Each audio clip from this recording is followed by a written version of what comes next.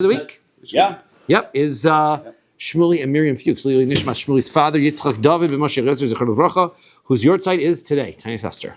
And we are the 10th parak of Sanhedrin, which looks like Elohein and Nechenkin, but it is actually subject to question, because the order of how the Mishnayos have been rolling is that we went through all four of the Mises based in, and now we went through all of the what happened, how do you get skila, we went through how do you get streifa, how do you get hereg, and now we're up to chenek, and that's how we're going to see all of the, we went through all the misos, and that is one way of looking at things. However, one of the last things that we discussed was hereg, and we talked about the Irnidachas and the destruction of Irnidachas, and Parak HaChelek, which is the 11th parak in our Gemaras, is actually the 10th parak in the Mishnayos. So if you go through Mishnayos with your kids and you are looking in order, Parak HaChelek, that's why Brian was already set. He's like coming in, he's ready to go do Parak HaChelek. Tonight, 10th parak in Mishnayos is Parak HaChelek. And that's because it discusses who's koz olam haba, and people who lose their olam haba, people from an Nidachas, are one of the people who lose their chilek and olam haba, and then they come back to this to end the Masechta.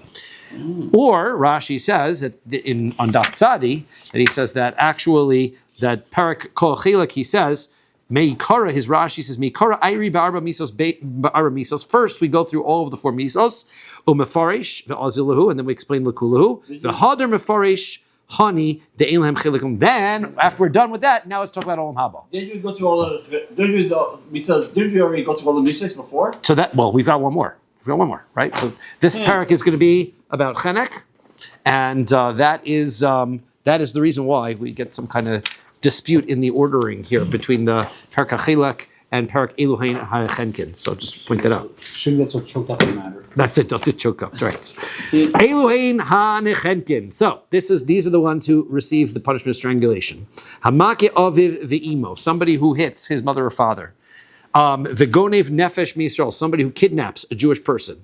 V'zakein mamre, this is a person who's a member of the Sanhedrin who gets outvoted, and he refuses to accept the ruling of the majority. So you mean like a corrupt Sanhedrin person? Yeah, one would call him. He's not corrupt. We don't think of corruption as he's intentionally trying to mislead or something like that. He's just very stubborn or something like that. We'll see the laws of that. Zakin Mamri will be based in, right? So that's that one. He's refusing. He's a zakin. He's an elder who rebels against the words of the based in. V'navi hasheker, also a false prophet. V'hamisnavi b'shem avodas kochavim, and somebody who prophesizes in the name of an idolatry. Right now, what do you have to do in order to be liable for that? So we'll see. The Gemara will talk about, but according to some Rishonim, all you have to do is be able to say that the Baal Peor told us that we have to put on tefillin. So even though you're not saying anything wrong, you're saying that it's in the Shem Avodah Zarah. That's the Avera. Others say that no, you have to make two different declarations, that Baal Peor is the best in the whole world, and that's number one, and number two, he likes tefillin. Then that would be the two different things, right? So that's but either way, Misnavi b'shem avodas kochavim is, he doesn't have to be prophesying to something false. He's just saying that the avodas kochavim are the ones that gave us these mitzvos. V'haba hal eishes ish, and as we've discussed, somebody who commits adultery. V'zomame bas kohen u'boala. Also, the ones who are the Edom Zomimim for a daughter of a Kohen who commits adultery, because we said that, and also those who have relations with her. Because we said the Nara HaMa'orasa, a girl who's a Nara Ma'orasa, who's a Bas Kohen, so if she commits adultery, so she gets Sreifa, right? But we said from Sukkim that she gets Sreifa, but not Bo'ala, not the man who has relations with her. The man who has relations with her gets chenek, which is the regular punishment for all adultery. Then, when it comes to Edom Zomim, we learn that they get the punishment of the man, not the punishment of the woman. So even though they're trying to kill her and she gets sreifa, and we had the man who he has adultery with gets chenek, and normally we have this rule of that we're going to give the stricter misa, not the more lenient misa. The psukim indicate that we're going to give the Edom Zomim the chenek regardless, and that we'll discuss. Okay. Make aviv v'imo minolan. What is the source for chenek in the Torah that somebody who hits his father and mother. The pasuk says, "Make aviv v'imo mos yumas." Somebody who hits his father and mother will surely die. V'chol misa amur b'Torah stam in elechenek. And whenever there's a punishment in the Torah, we said that doesn't specify. Whenever the Torah doesn't specify which death penalty it is, the default death penalty is chenek, is strangulation. Ema adikotele. Adikotele mikdal. He says, well, then why do you presume that hitting is sufficient? Maybe you have to kill your parent in order to be chai of this punishment. How can you kill your parent if it's an avera to kill your parents? Well, it's a avera to kill anybody, right? But this is more chayvisa to kill your parents. Oh, so okay. So now the answer is that's exactly the point. I would think that kato chad b'sayif vav biv bechenek. How could it be that if I killed a stranger, so the punishment would be sayif, but if I killed my father, then it would be chenek. It would seem that killing a parent would be more severe of a crime than killing just a regular random person. So, so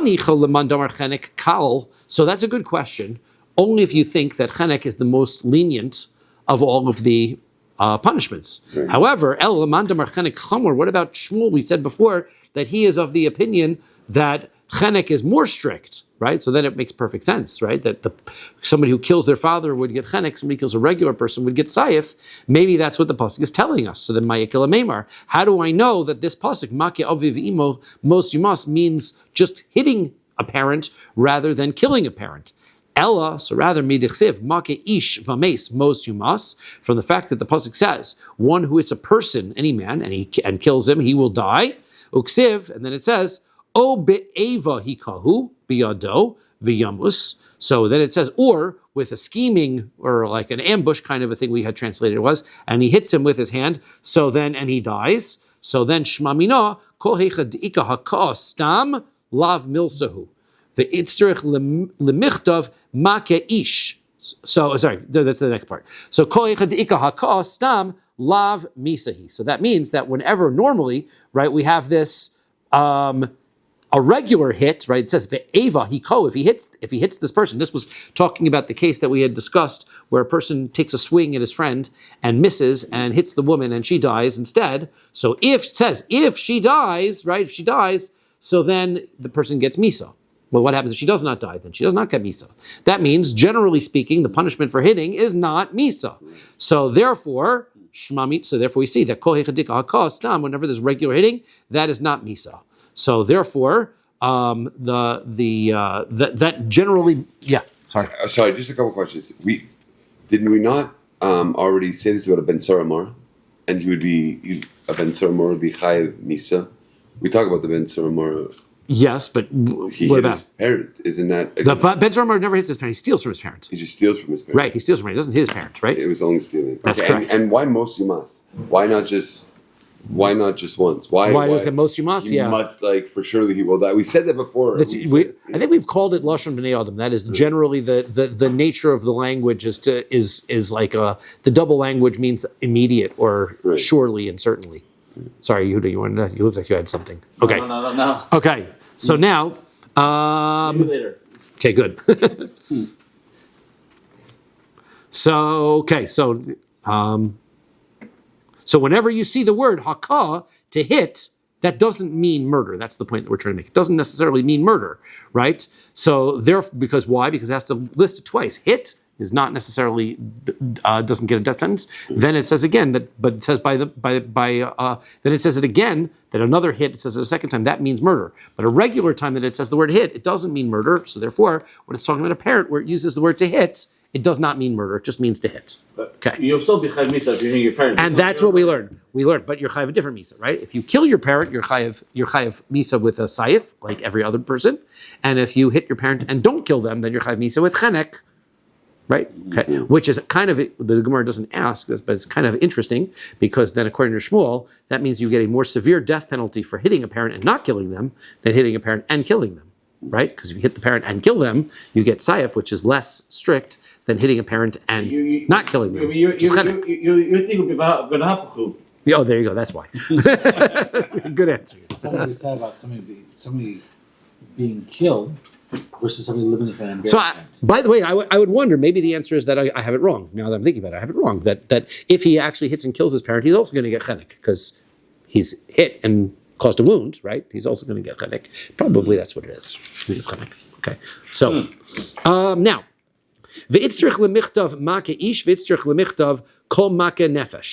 Okay. So now it says we have a pasuk that says somebody who kills. V'ishkia kekol nefesh adam mos yumas, and then another pasuk says kol make nefesh. So I need both of those. Because of Rachmana make ish, these pasukim look like they're redundant. Why do I need both of them? Because if the pasuk had said make ish v'mes havamina ish de bar mitzvah in katan lo, I might have thought that this punishment of misa for hitting a parent only applies when the child is a bar mitzvah, right? Not a katan. So because of Rachmana kol make nefesh. So therefore the pasuk says kol make nefesh. Because of Rachmana kol make nefesh, if it said anybody who hits, so havamin afilu nefilim afilu ben shmona. Sorry, this is talking about murdering somebody, right? So it says that. So if the person who is killed is less than a bar mitzvah, so then you're also chayiv. So I might think that if that includes everybody who's less than bar mitzvah, you're chayiv murder for. So let's say you kill somebody who is a nafel. A nafel is a child that's born but is likely to die within the first 30 days. So it's not considered a living person. Afilu ben shmona, or even 8 days, tzricha. So therefore this says, Necessary. right, it's necessary because those people are excluded. I'm sorry, right, somebody who is born after 8 months, not 8 days. This person, somebody who's born after 8 months, a child born after 8 months is considered to not be sustainable, right? Because we have two different types of sustainable pregnancies. Those that are born after 7 months, those are born after 9 months. Those are born after 8 months, the tradition is that they do not survive. So if you have a child that's born after 8 months and a person kills that person, that would not be a chiyuv misa. So that's why we have those two psukim. Okay. Fine.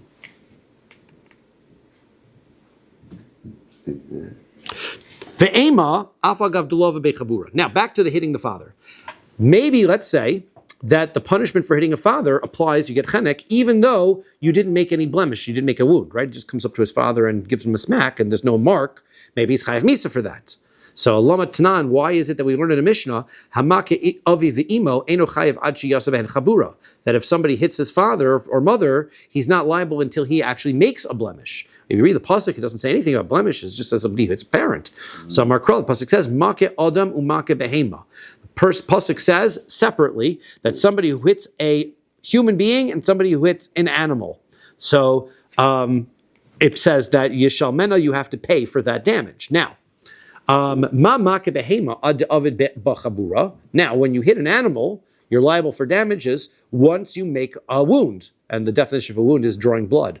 So you're liable for damages once you draw blood. Dichsiv ba nefesh, right? Because it says the word nefesh there. So af make adam ad avid chabura. So two, you're not going to be liable for hitting a person, because your parent, until you actually create a wound that draws blood.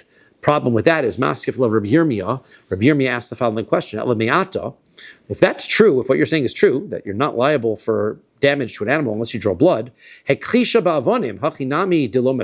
you pelt an animal with rocks and no blood is drawn, so you're not liable? That's not true. You should be liable for damages, for any damage caused to an animal.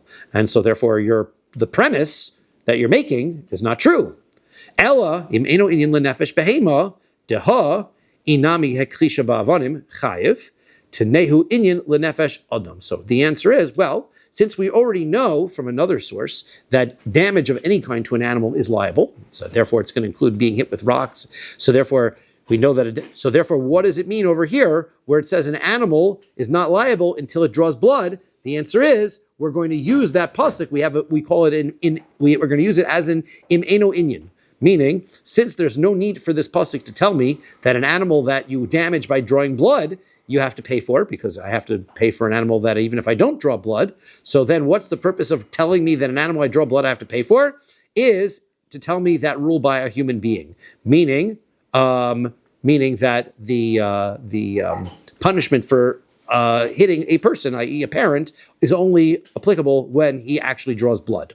So now comes the next question. If that's the case, ella hekesha lamali. So then what do I have to put the two things together? Hitting an animal is extra. That hitting the animal being extra is enough to tell me that I have to draw blood from a parent. So then why do I have to then connect drawing blood from a parent, drawing blood from an animal Those two different things don't have to go in the same pasuk together. So the answer is you do need it l'chedetanya for a different teaching, as we learned in the brisa. Debei Chizkiah.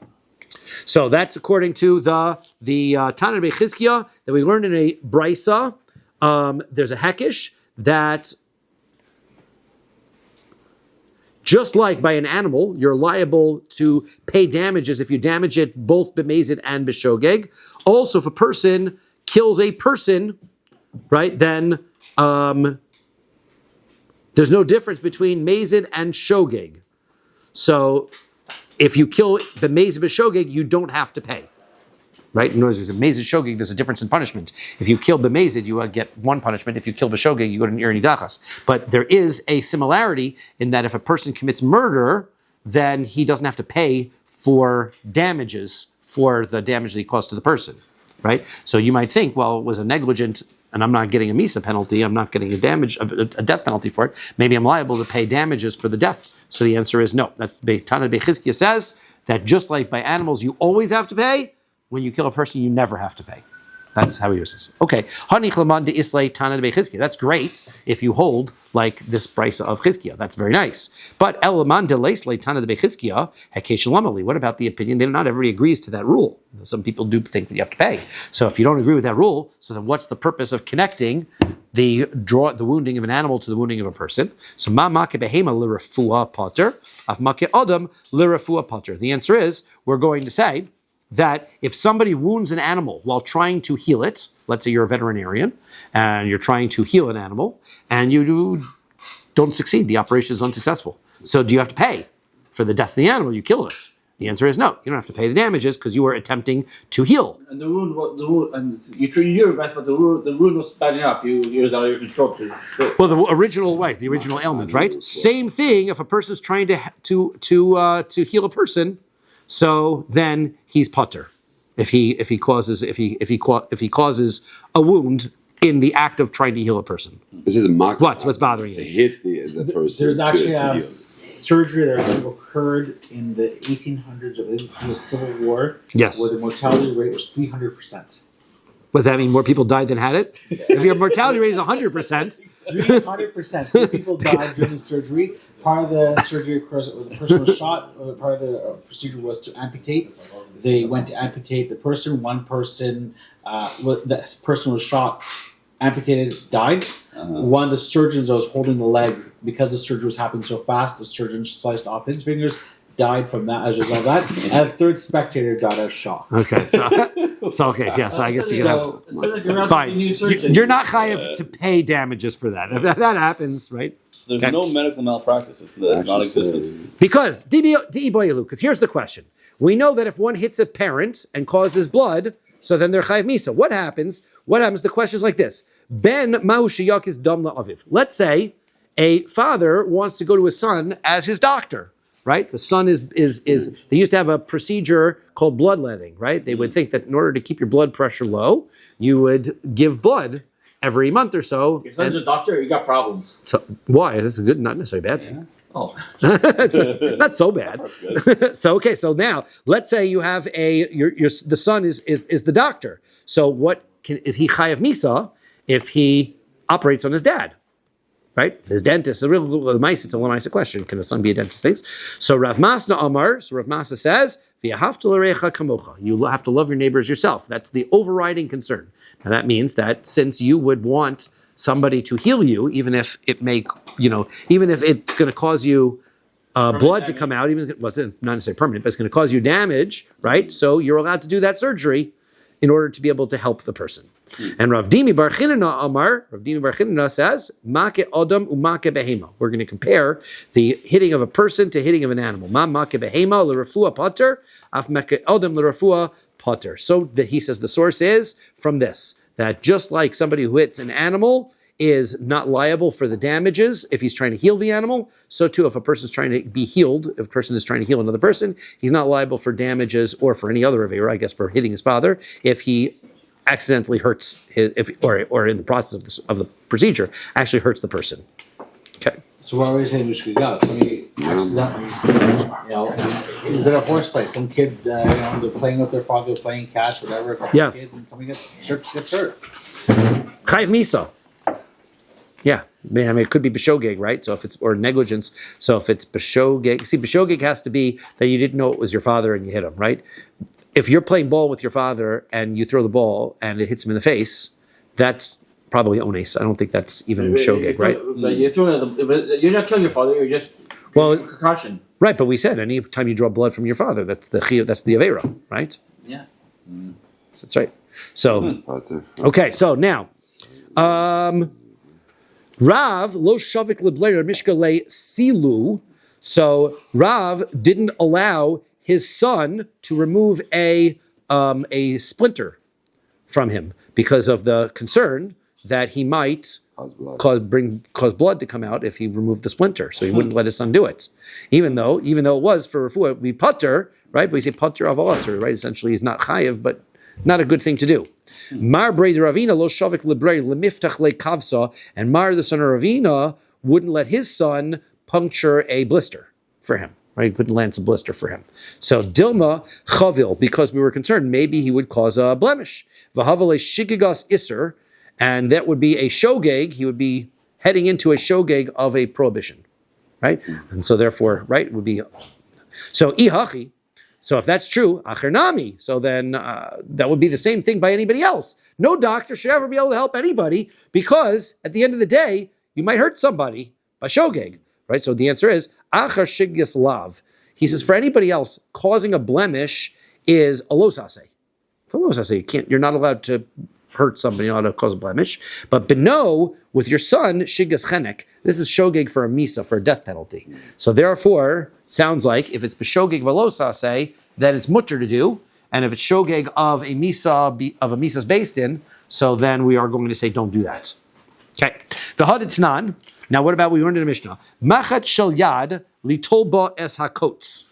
So a needle, a small, I guess, a hand needle, right? That he takes it in order to be able to remove a thorn.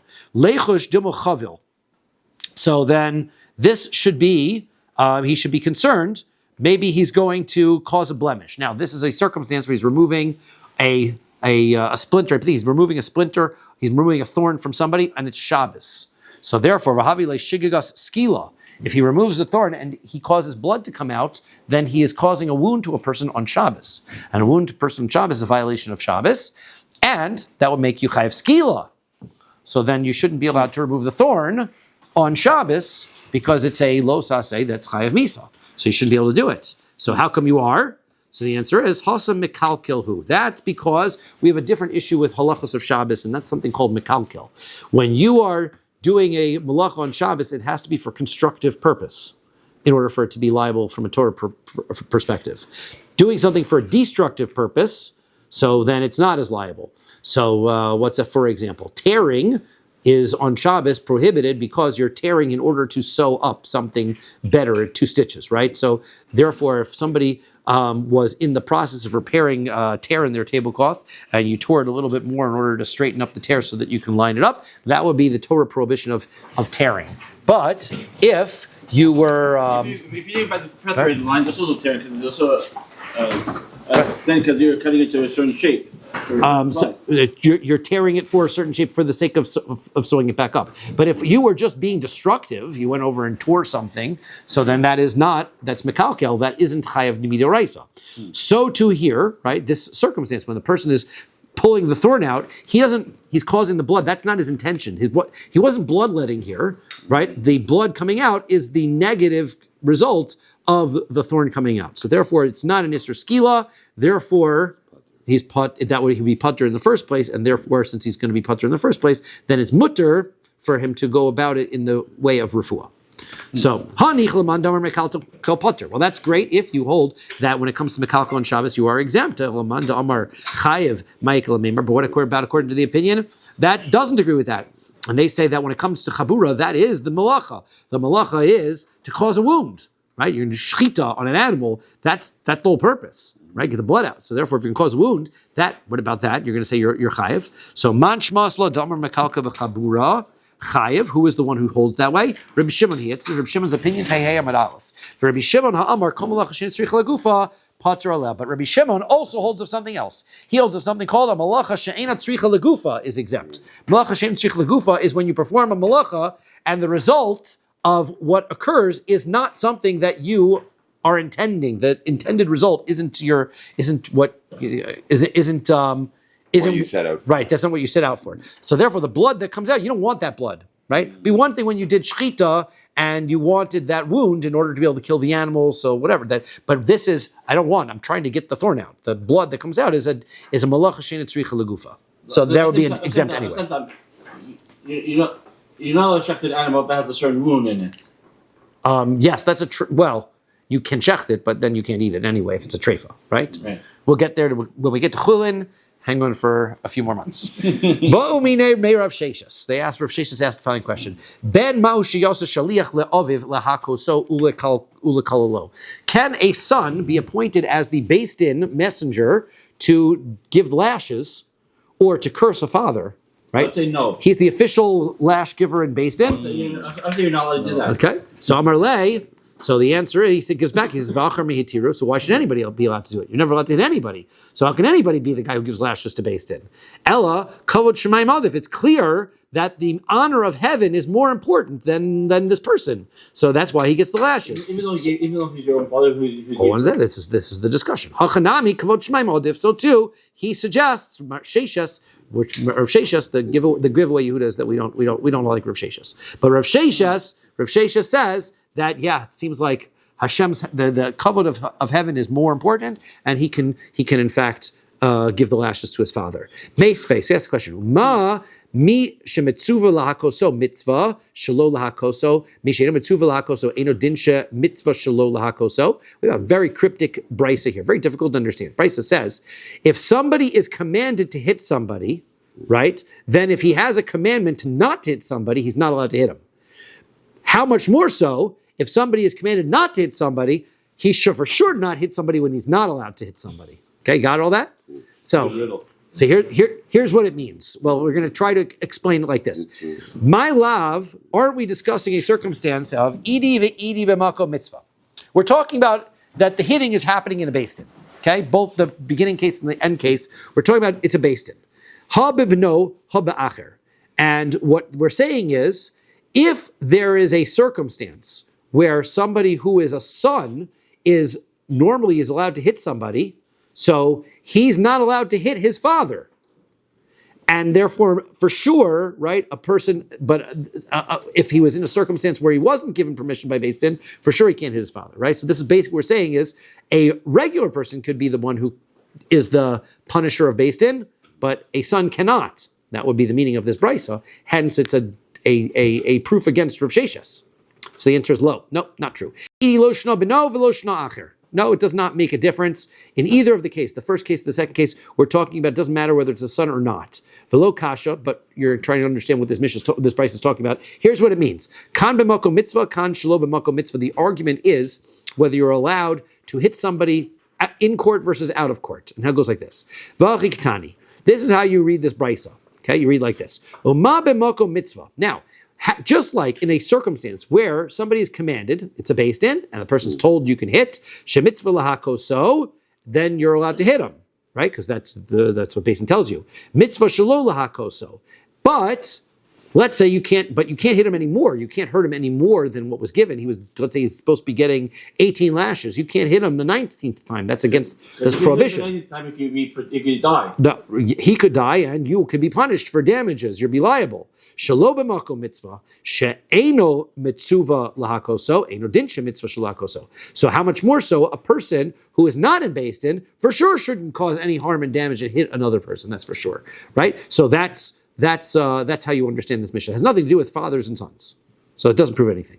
Toshma. So let's try again to prove or disprove Rav Sheshas. Hayotzi li horeg. Somebody goes to kill ba beno v'hakaho v'kilulo.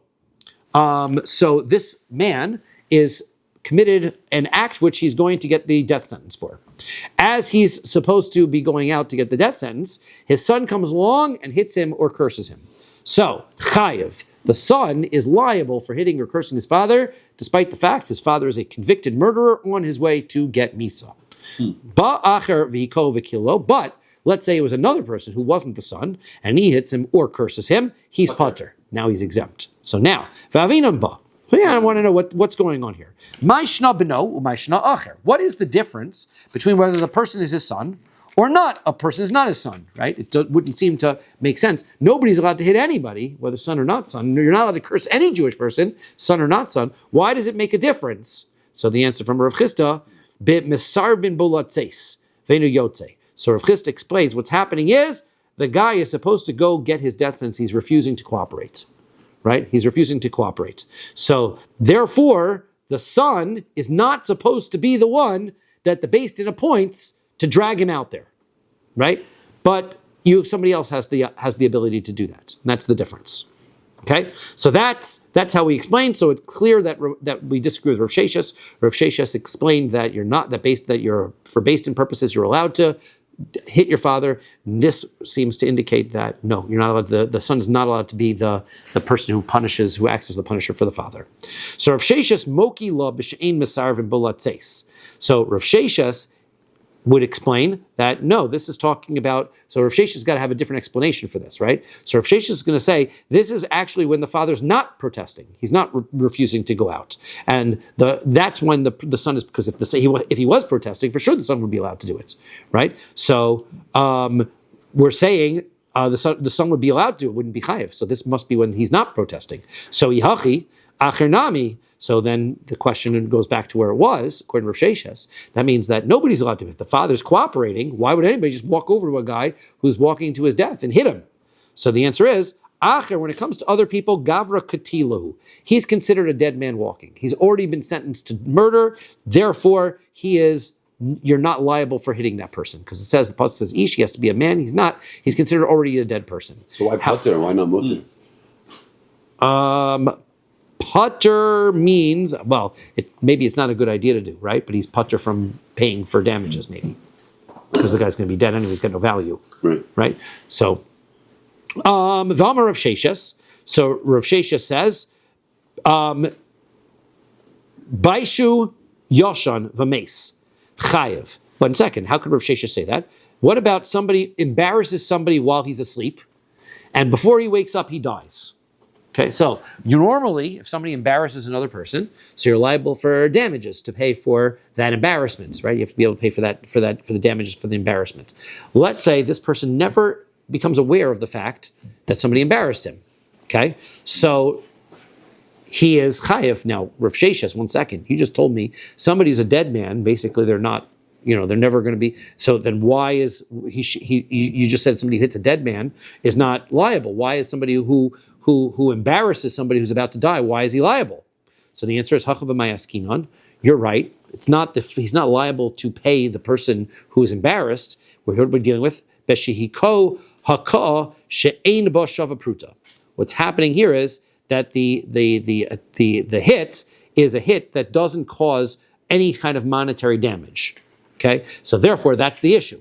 If it was another person, not the son, so he has to pay damages. Well, there's no damage, therefore putter, right? But if the son hits him in a way that it causes a minor damage less than a pruta, then problem for him is hitting at all. So he would be chayiv. And that's the difference. Didn't Ravami say in Rabbi Yochanan, Hiko haka shein ba shava pruta loka? Didn't he say that if somebody hits another person a blemish that doesn't have a monetary damage, he's still liable for lashes for what do you call it? For hitting him. So my putter de kamar, putter mi mamon. So the answer is, when we say the word putter here, we're not saying this person who's a non-son hits this person that he's not liable for anything. We're just saying he's not liable for money, right? So he can still be liable for miklal de beno chayav mamon. Well, 1 second though, that doesn't make sense. Because now what you're saying is, the one who's exempt, that's the non-son. He's not liable, he gets lashes, but he's not liable for money. That means when you talk about the son, he is liable. What's he liable for? Money. Because that's not what we said. He's not liable for money. He's supposed to be liable for the death penalty. So what's going on? Ella bedino. So he says, rather, what's going on here is he's liable to the punishment that he would get when somebody hits another person. So then we're back. So bedino. So there's hachanami bedino. So if that's the case, you're giving the son death penalty because that's the misa that's the punishment he gets. So then the punishment that the person who's a regular person gets is malchus. We're back to the same thing. He's not exempt. It's back to malchus again. So Ella. So we have to explain it this. Acher hainu time of the putter. You know why the other person who's not the son is not liable? Domar Kral, the pasuk says, "V'nasi be'amcha lo ta'or." It says that a nasi in your nation you shall not curse. Now we learn from this pasuk, it's not just talking about a nasi, but you're not allowed to curse any Jew. Okay, so you're not allowed to you're not allowed to curse any person. Be'osa ma'isa amcha. So now this pasuk says "V'nasi be'amcha." He's a nasi in your nation.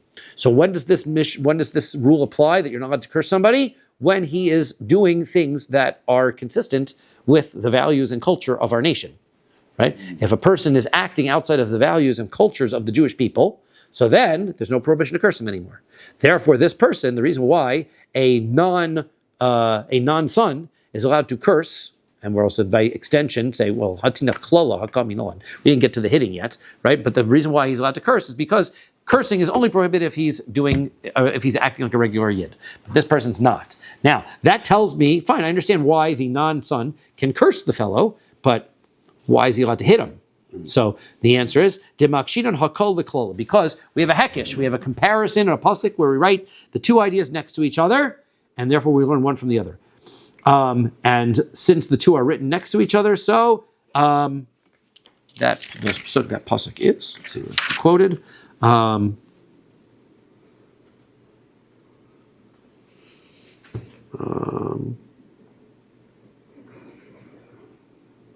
It's a mematzinu. He says, "Chav zayin." It's a mematzinu. He says it's not a chiyuv. It's a mematzinu. Just like we see by a regular person, basically that this is the consistent rule that we can derive. That since we know that by a regular person, cursing only applies when the person is doing the right things, so too hitting is also going to be only applicable when he is doing the right things. Mematzinu means what literally means what have we found? Meaning you state a rule in one context, but you can apply that rule consistently to all similar contexts. Okay? So therefore the context is causing damage from one person to another person through cursing, through hitting, any of those kinds of damaging behaviors. And so we see that it doesn't apply if the person who is the victim is not acting appropriately. Okay, ihachi. Well, if that's the case, now we've got this mematzinu. This goes across the board. Hitting, cursing, it only applies when the person's doing the right thing. So the benonami. So then why the son? The son shouldn't be liable because the father wasn't doing the right thing. So the answer is kedam Rav Pinchas. So it's like Rav Pinchas said, B'sha'asa tshuva. The father did tshuva. So since he did tshuva, so now he's osa maseh. He's doing osa maaseh amcha again, and now that's why the son gets punished. But Brian, very upset by that because he says hachanami b'sha'asa tshuva. So he says, okay, so this is also case of tshuva. Ihachi, if that's true, acharnami. So then that is going to be the same problem if you look at the non-son. Because the non-son also, he did tshuva. So therefore, he's not allowed to curse him. He's not allowed to be cursed anymore. So Merav Mari, be'amcha, be'mekuyam she'be'amcha. So he says the word amcha means that he's a standing individual who's going to live. He's a living individual. He doesn't have to, even if he's done tshuva, once he's chayav misa, he doesn't count anymore and you can kill him.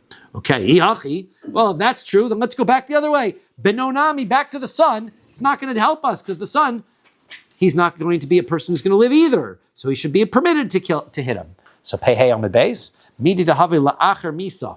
So he says, you're right. But when it comes to the son, now the rules are going to apply to whatever the rule would be to a father after he dies. So therefore, the rule is that somebody who, as we'll see in the Gemara below, that somebody who hits his father, that somebody is not allowed to curse his father even after his father dies. Right? So therefore, that's not the case. If his father dies, he's still spiritually still with you. That's correct, exactly. So therefore, you're still prohibited from cursing a father even after your father has died. Whereas that is not the case when it comes to somebody else. Somebody else doesn't have that same prohibition of cursing after the person dies. So my Haviola, what is the conclusion of this whole back and forth? Amar Rav bar Rav Huna, v'chein Tana debei Rabbi Yishmael, lakol ein ben nasa shaliach la'aviv. For all circumstances, a son is not supposed to be the person who the Beis Din assigns to carry out the task of punishing the father. Lahakosola kolo, not to hit him, not to curse him. Chutz mimesis. The only exception to that rule is if the father is enticing others to commit idolatry. Sharei Amra Torah, because the pasuk says, Lo tachmo v'lo tichasolav. That's the only one the Torah says, don't have mercy on him. Then you got to really, we go full force on that guy. So otherwise, a son should not be involved. Make sure it's not your son who's forcing them to go for force. Yeah, well, that's right. So now the interesting note halachically on this is that in practice it is this is the halacha for a son who is a doctor, right? If your son is a doctor, you ideally should get somebody else to perform the tooth extraction from your father, right? Better that you should get somebody else to do it. Causing you to bleed if you're still sick. That's correct. So now, if, however, the father insists, he says, nope, my son is the best dentist in the entire world, he's the only guy who I trust to be able to do this, then he can do it, right? But ideally, that would be something that is to be avoided, even in practice. Wow. Says the next one. Yeah. There's a lot of questions because traditionally a lot of people a son would follow in the father's footsteps. Mm-hmm. So if some fathers in the trades, say blacksmith, very easy to injure your apprentice or apprentice. Yeah, but there's a difference, right? Because there, it's very easy to accidentally do something versus when it comes to medical procedures where you are definitely going to. Right, but if he's your football coach, right, might be the same sort of a thing, right? I can't tackle you down. Okay, so now, hockey coaches have to be careful. Hamake ave ve'imo, right? Somebody who hits his father or mother. Eno chayav ad sheyasa bahen chabura. We quoted this mission before. You're only liable once you draw blood. Zeh chomer b'mekalel mi b'make. This is the stringency about cursing more than hitting. Right? Shamakalel liachar misa chayev. Cursing, even after the father dies, he's still chayev. V'hamake, somebody who hits his father, liachar misa is potter. Right? Because he's got to draw blood, and there's no drawing blood after the guy's dead. So therefore, it doesn't count. That's what the Rashi says. Before you put him into the ground, and he's dead, but before you put him in the ground, you still cut him open, you'll still be drawing blood there. Apparently not. It says, but Rashi says chabura leka means, first of all, I'm not sure that blood flows when your heart's not beating, so not so simple. But theoretically, yes, there is some blood, but that doesn't count as a chabura when somebody's already dead. Says the Gemara, Tana Rabban, Aviv ve'imo kilel liachar misa. So it says, Aviv ve'imo kilel, pasuk says, he cursed his father and his mother, liachar misa. Right? That means that this is the prohibition that includes after his parents have already died. Shiyachil, you might have thought, ho v'chayev b'makeh v'chayev b'mekalel. You might have thought that since a person is punished for both hitting a parent and also cursing a parent, ma makeh eno chayev ela mechayim, just like somebody who hits a parent is only liable when his parent is alive. Av mekal eno chayev ela mechayim. I might find a mematzinu, and I might say that also somebody who is a mekalel is not chayev unless the parent is alive. Somebody who curses only liable if he has done this to a parent who's alive.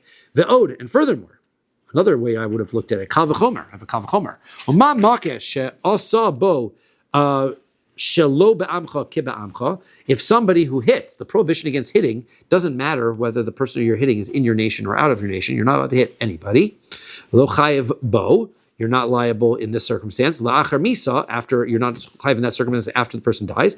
Mekalel, if somebody curses, shelo asabo shelo ba'amcha ki ba'amcha. In that circumstance, the Torah says it's not the same, right? If your person, if the victim is not doing the right things and you say bad things about him, you curse him, so then you're not liable. Einodin shelo chayav bo li'achar misa. For sure, you shouldn't be liable after the person dies because makeh is much more stringent. So Talmud Lomar, therefore, the pasuk has to tell us aviv v'imo kilel. Right, the father or mother that he has cursed counts even after he dies. Liachar misa. Hanichal Rabbi Yonasan demiyas likra. So that works according to Rabbi Yonasan, because Rabbi Yonasan says this pasuk of aviv imo kilel is extra.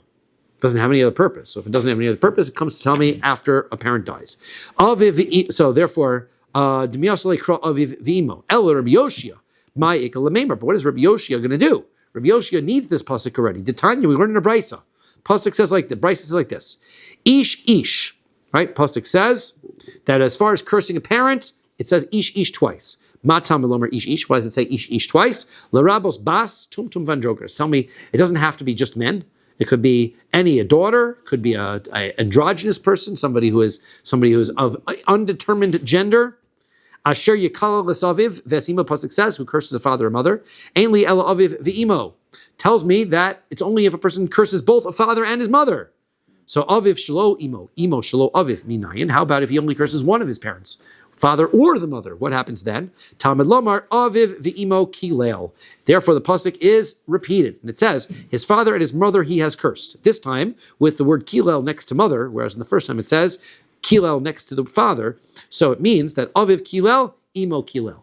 That if he curses either the father or the mother, so then he's going to be liable for doing so, just one or the other, not both.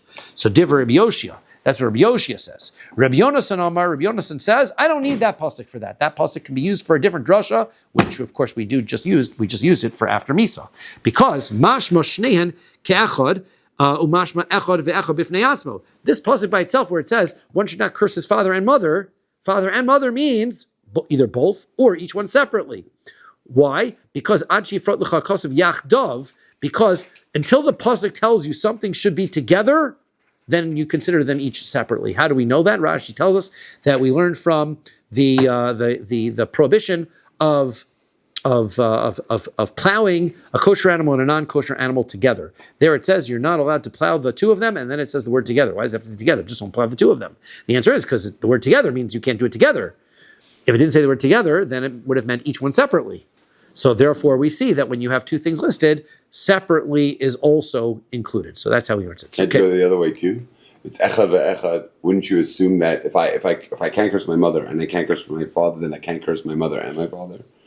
Yeah, I just have a kilayim. Why? Right, but you have to. But you have to write both of them. Otherwise, I would have presumed just both of them. But how would that work? Like if I curse Chas v'shalom one of my parents, right? But how are you learning one of the parents? The only way we learn one of the parents is by having both psukim. Right? You're saying let's just have one pasuk, and that pasuk means either the father or the mother. Right? But according to the way that Rabbi Yoshia is learning, without saying it twice, if I just said avi v'imo kilel, right, then I would have presumed it meant both. It's because I have to repeat it a second time that I know that means both. Correct. Okay. So now, minole. So now, according to this Rabbi Yonasan's perspective, who requires this pasuk for use for something else, what's his source for the prohibition of cursing a parent after the parent has died? Nafgale mi umekalel aviv v'imo mos yumas. He learns it out from, and somebody who curses his father and his mother will surely die. So he learns it from that pasuk. That pasuk is where? That is in Shmos Chaf Aleph. Different pasuk. So now, the problem is, what is the other person going to use that pasuk for? Ve'idach haomi baile l'rabos bas tumtum vandroginus. Okay, so then the other person says, no, umekalel aviv v'imo mos yumas comes to tell me to include a daughter, a tumtum and an androgynous. Well, we said, ish. What about the drush we just learned in the brisa? It was from the fact that the word ish was mentioned twice. So he holds dibra Torah kolosh b'nei adam. That opinion holds that ish is just a normal manner of speaking. Therefore, there's no drasha from that. So therefore, it's just a matter of they have the same drashos, they learn the same psukim, they just reorder which drasha goes to which pasuk. Okay.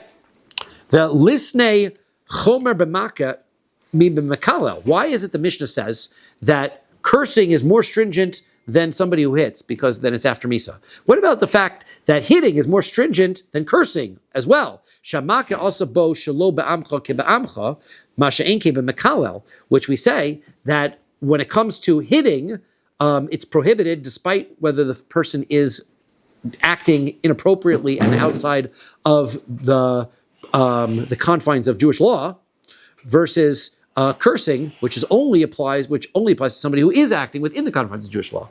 So kasavar makshina haka liklala. He says that actually he holds the drush that we had said before, that it's a hekesh. We said really it's a mematzinu, and really that this prohibition against hitting only applies also to somebody who's following. It's not a. This Mishnah holds that there isn't a difference. That actually hitting only applies to somebody who is acting appropriately. Lema Hani Tanai Kehani Tanai. Let's say this argument between these Tanaim is like another disagreement of Tanaim. The Tani we learned Chada Kusi Atamitzuva al Hakaso V'Atamitzuva al Kilaso. Right. One Tani Chada. One Tana says that a Kusi.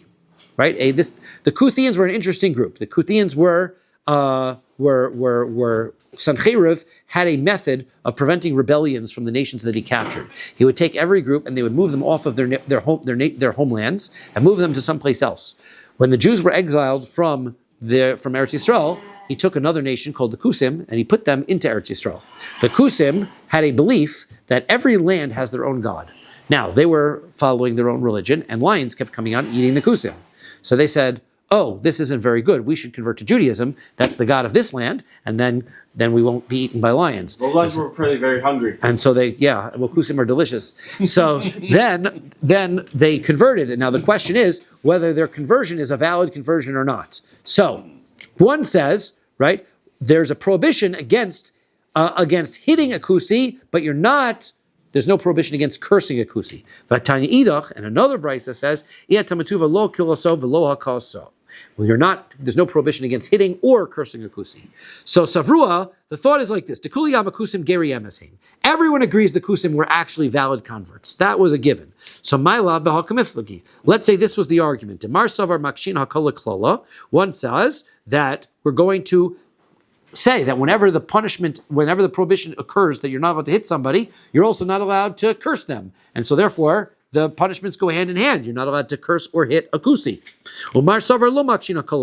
The other one says, no, not so, right? And it says, ba'amcha, it says in your nation. So therefore, one is not allowed to hit a kusi, but one is allowed to curse a kusi because it's not ba'amcha, I guess, it's not in your nation, and so therefore the prohibition doesn't apply to them. So not true. Nope, nobody compares the two. And the argument here is like this. Mar savar kusim geri emeshain, umar savar kusim geri arayoshain. One says that the kusim were real converts, and one says they were converts because they were scared of the lions. So therefore, therefore one says that hitting, there's no prohibition against cursing them because they are non-Jews, and one says there is a prohibition because they are Jews. If that's true, well, if that is the case, so that is why it says about this that their ox is like a Jewish person's ox. So therefore you see that the argument is everyone must agree that everyone agrees that they are gerei emes, and the argument is whether we apply the comparison between hitting and cursing or not, right? Because it says in this brisa that their oxen are like Jews, meaning that they are like Jews. So you can't say that they are not. That their question was their conversion, because we seem to accept their conversion. Says the next Mishnah, Hagonev nefesh misrael, somebody who kidnaps a Jewish person, eno chayav ad sheyachnisu l'reshusho, you're not liable until you bring him into your property. Rabbi Yehuda says, Ad shiach nisu l'reshuso v'ishtamish bo. You not only bring him to his property, you have to bring him to property, and you have to get some kind of use out of him. Shneimar, as Pasuk says, v'yisamer bo umachro, that you get some kind of usage out of him and you sell him. Hagoneves beno, somebody kidnaps his own son. So Rabbi Yishmael beno shel Rabbi Yochanan ben Broka mechayev. So Rabbi Yochanan, the son of Rabbi Yochanan ben Broka, says that you are liable in that case. You kidnap your own son. Chachamim says it doesn't work that way. You are pater. God of misha chetzio eved v'chotzio ben choron. Let's say somebody steals somebody who's half slave, half free. How do you become half slave, half free? Simple. You're a full slave and you're owned by two people, and then one of the two people sets you free.